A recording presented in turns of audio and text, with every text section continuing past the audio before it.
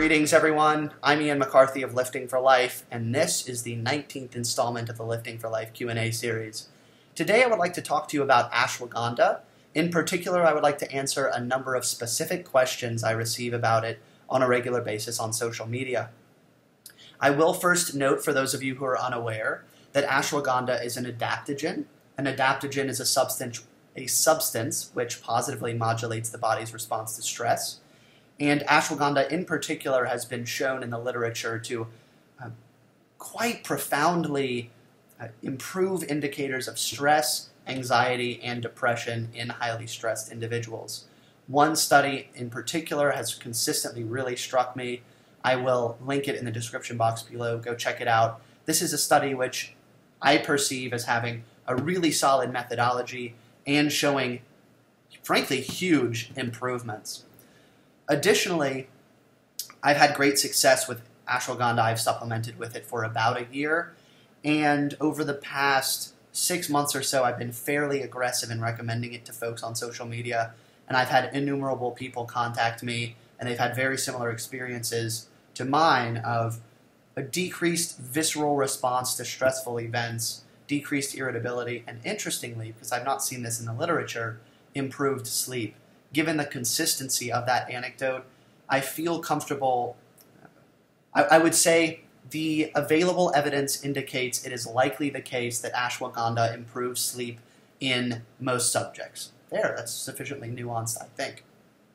So, in short, huge fan of ashwagandha. I think it's very underrated, and I think it's something that all highly stressed individuals should investigate. I do want to note that I think everyone is responsible for researching very seriously anything that they're considering taking, and ultimately you need to use your own best judgment and make your own decisions. I think it's really an imperative that even a very excruciatingly small public figure like me note that in a context like this. So remember, do your own research, use your own best judgment, perhaps just use this as a starting point. So I'd like to answer specific questions of brand I recommend, dosage, timing of dosage, and I think there was another one that I'm not recalling. So, the particular brand I recommend is Swanson, as I have had the greatest success with their KSM 66 product. And I really want to underline the importance of getting the KSM 66 extract.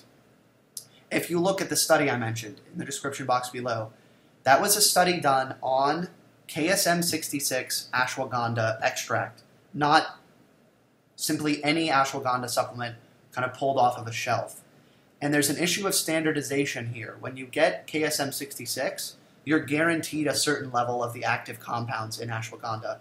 Interestingly, I think the actual percentage is proprietary, the percentage of actives you get in KSM 66, as I've not seen them. But if you get KSM 66, it should be KSM 66 unless there's literally an issue of mislabeling, improper quality control, etc. And that's another reason why I trust Swanson.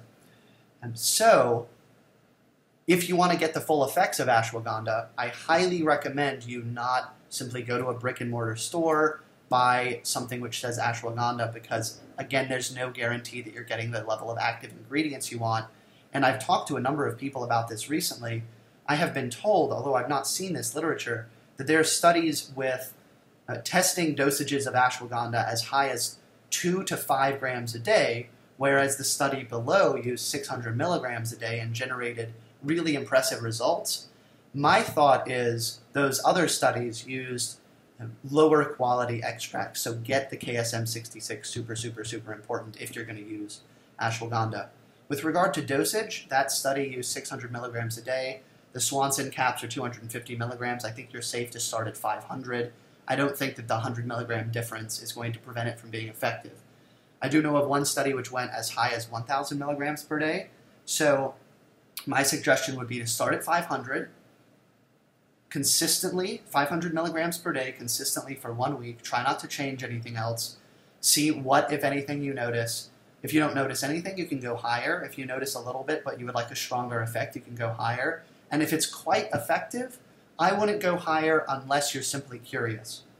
That addresses dosage. With regard to timing, I think it's important to recognize that ashwagandha, as far as I am able to discern, I'm not sure this has been directly tested in the literature, but as far as I am able to discern, it does work cumulatively. Gosh, I always struggle to say that. Unlike something like theanine, which has strong acute, well, I say strong, I'm not comparing it to something like Xanax, but it has significant acute anti-anxiety effects. These are supplements which would actually go very well together, but they aren't equivalent in terms of how quickly they have a noticeable effect.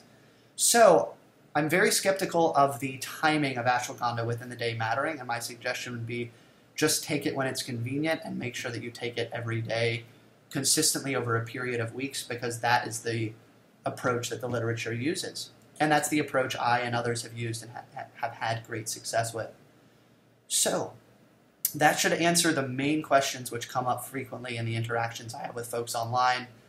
So I will leave it there. Again, at least investigate it and make your own decision as to whether or not it's appropriate for you. And if you think it is, that is the product I've used, had great success with, will continue to use indefinitely.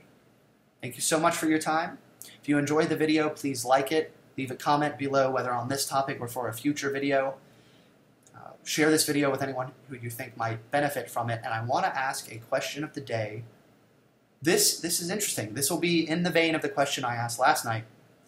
What is something you do on at least a semi-regular basis, which isn't an obligation and which is stress-inducing and which you should cut out of your life?